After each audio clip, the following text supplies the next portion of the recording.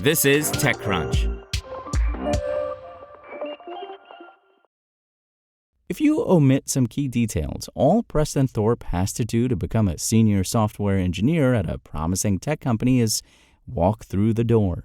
For about 6 months, Thorpe was a prolific volunteer contributor to an open-source project led by database company Turso. His work was impressive enough that Turso CEO Glauber Costa quickly offered him a job. That was also when Costa realized that Thorpe is anything but an ordinary programmer. I checked his GitHub profile, and he mentions the fact that he is incarcerated, Costa told TechCrunch. It's a story I've never seen before. It's true. Thorpe is serving his 11th year in prison for drug-related crimes. Still, he has worked full-time from his cell at a venture-funded San Francisco-based startup since May. I reached out to him in January just to understand and get to know him, Costa said. Since then, I've had deep conversations with him about his change of heart that led him to be in the position where he is today. Knowing his story increased our respect for him personally. Thorpe is part of an experimental program in the Maine state prison system that allows incarcerated people to work remote jobs from custody. Though unconventional, these opportunities have proven immensely rehabilitative. Kicked out of his home as a teenager, Thorpe resorted to selling drugs that he bought from the dark web and ended up in prison by the time he was 20. He got out a few years later, but with no money to his name and nowhere safe to live, he was arrested again 14 months later. I was a complete idiot, Thorpe told TechCrunch over a video call from prison. I had given up on my life, completely written it off, and just accepted that this was my life and just had no hope. Thorpe had given up, but Chance had different plans. He was transferred from a prison in New Hampshire to the Mountain View Correctional Facility in Maine just before the pandemic struck, allowing him to rekindle hope anew. When I came to Maine, it was completely different, he reminisced. COVID happened right after I came up here, and it just gave me a chance. There was no one around that I felt like I had to act or prove myself to. It was just me. I actually felt like maybe it's not over. Maybe I could actually end up having a normal life. I had this kind of epiphany. I'm going to make something of myself. At the Mountain View prison, Thorpe enrolled remotely at the University of Maine at Augusta. Around the same time, Colby College wanted to hire one of its incarcerated graduate students to be an adjunct professor. It was an unconventional proposal, but the Maine Department of Corrections Commissioner, Randall Liberty, felt like taking a risk. After consideration, I allowed that to happen, and over time, it's been very successful, Commissioner Liberty told TechCrunch. His students are able to come visit him at the prison, and he can tour them around. It provides for a real diversity of opinions, thoughts, and backgrounds. It makes for a rich environment to learn.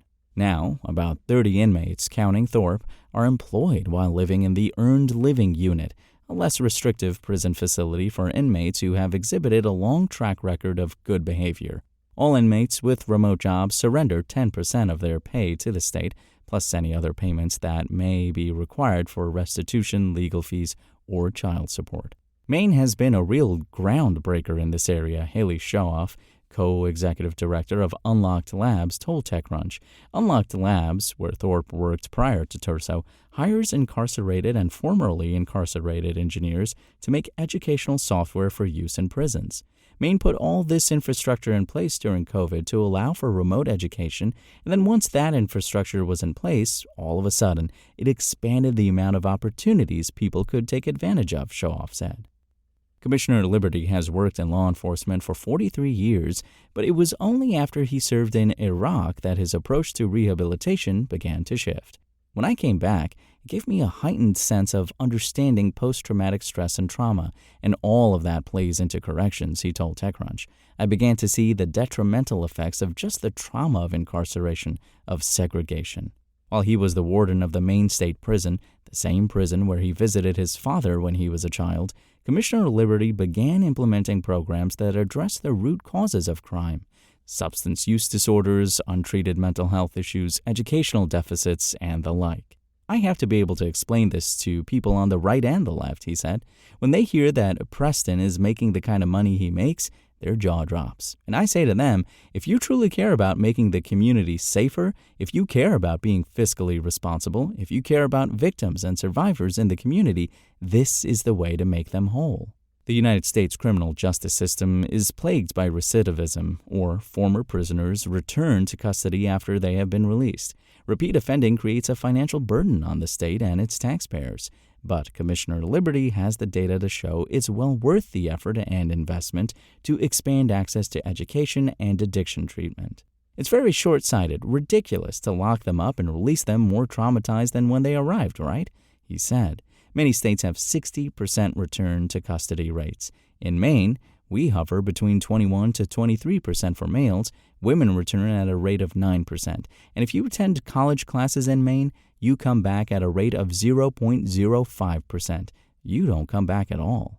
Commissioner Liberty has also found that under his purview, Maine prisons have become less violent. Last year, a maximum security prison in Maine saw only 7 assaults on prison staff, a dramatic improvement from 87 assaults in 2017. When you treat people like people, they become the best version of themselves, Shawoff said. Thorpe himself is evidence that Commissioner Liberty's toils are proving successful. The software engineer takes full responsibility for his criminal history, but he feels like a changed man. It's like waking up from a dream, me, from 5 years ago, Thorpe said. All the memories I have of the streets and why I came to prison, it doesn't even feel like it happened to me. It feels like it happened to someone else.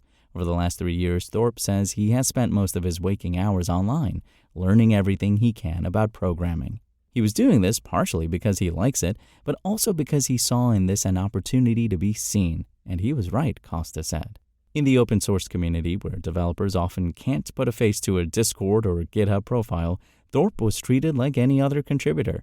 It was the first time in over a decade that he was able to strike a first impression as himself, a Linux-obsessed engineer who's interested in relational databases and not as a criminal. The worst part about prison is that you assume this identity of a criminal, Thorpe said. Letting someone have a career gives you purpose.